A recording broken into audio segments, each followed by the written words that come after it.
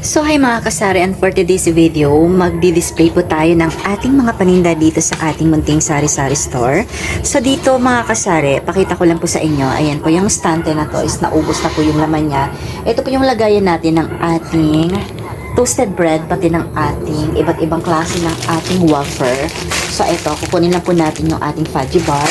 Nilagay lang po natin yan para kunyari may laman po yung ating tindahan. So dito po tayo maglalagay ng ating mga iba't ibang klase ng ating wafer.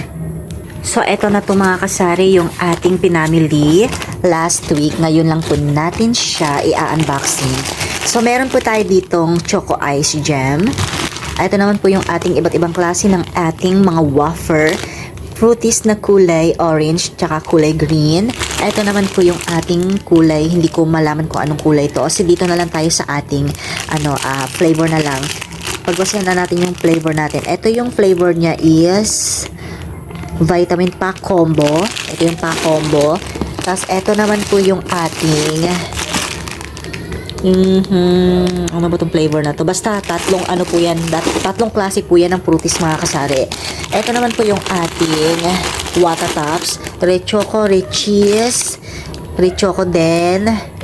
Tapos ito, waffle na chocolate flavor.